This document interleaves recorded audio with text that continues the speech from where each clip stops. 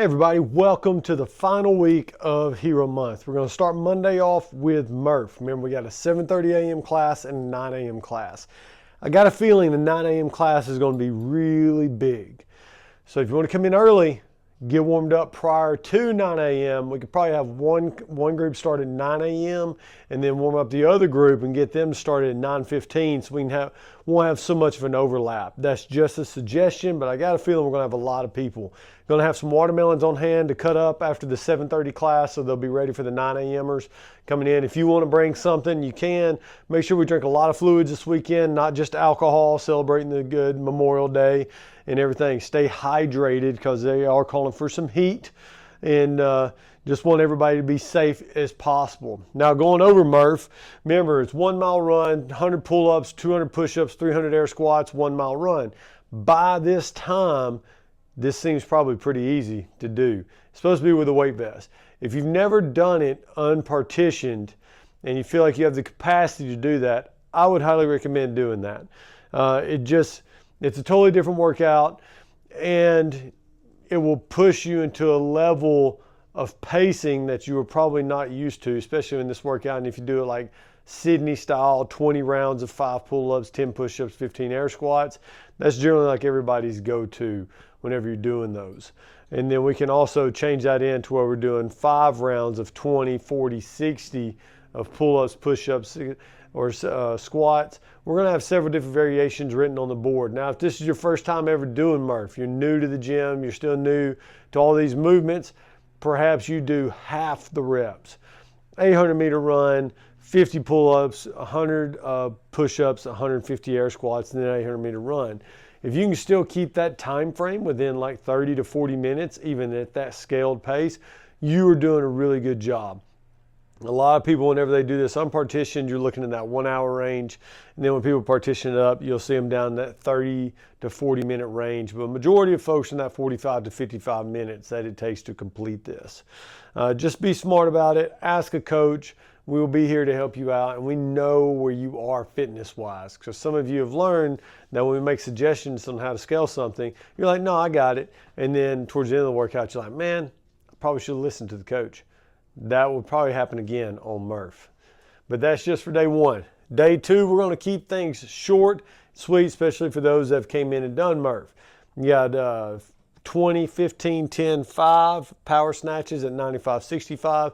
And then you got 5, 10, 15 burpees in between. This is going to be another short workout. It's going to be very similar to the wall ball shot, hang power clean workout that we did. Really short, spent a lot of time warming up, a lot of time stretching after. Wednesday is going to be similar for some folks, maybe not so similar for other folks, depends on how you scale it down. You got your Brian Michaelis, and it's going to be 75 thrusters for time at 95, 65. Each minute on the minute, you do 20 double unders. So that right there is going to be something that if you can hit 15 each minute on the minute, you'll be done in 5 minutes. That's going to be very, very challenging to do. So this is going to push the pace, push your metabolic capacity a little bit more, probably at 7 to 12 minute range. Then we're going to be in a lot of discomfort for this one. But that gives us a lot of time to warm up, do the workout high intensity, then have a nice stretch cool down at the end of it. Then Thursday, we got another long workout. So remember, we only have 3 more workouts to do after this. So we got 2 long ones and then 1 semi-short one. Jolly 51, AMRAP 29 minutes. We have done this one before. 3 rope climbs, 3 burpee box jump overs, 24, 20 inches, 3 man makers at 35, 25 pounds. We'll probably change those weights because we don't have a bunch of 25s. We'll probably do like 35, 20s. And then we'll have some people scale up, some people scale down. Then you're going to take basically those same movements, but we're going to do 15 wall balls, 15 burpee box jump overs, 15 man makers. And then you're going to drop back down to 3 reps, 3, 3, 3, 15, 15, 15, repeat, repeat, repeat. So as you can tell, these man makers are going to be the majority of that workout. Man makers, remember going down, go down, do a push-up, row, row, stand up, dumbbells up to your shoulders, and then overhead. That's 1 rep. Friday, we're going to have Kevin Smith, just 30 snatches at 155, 105. So it's you can do power snatches, you can do squat snatches. I already tested this one out just because it was earlier in the month and I needed a workout I could do at the fire station. I had a barbell. I already did this one. I did squat snatches for mine just because I wanted to do the work. I wanted to get some technique work in with that kind of volume. I took my time, nice, slow, steady reps, trying to make every rep perfect. I think I missed one rep out of all of them. It's towards the end. This Saturday, the one we're going to end on, this has got a new movement in there that I don't think we've done this in a class workout. I think we've done a skill work, but not a workout. So we got Kevin, 3 rounds for time, 32 deadlifts, 185, 135. So it's going to be 96 total deadlifts altogether. Should be around 50% or less of your 1 rep max, no matter what, no more than 50%. Then you got 32 hanging hip touches. So hanging hip touches, I grab the bar, I hang in there like I'm just hanging from the bar, and I let go of one arm, touch my hip, back up to the other arm. Back up, touch my hip, the other arm. Back up, touch, back, 32 times. That is really hard. So I'm interested to see how a lot of you do.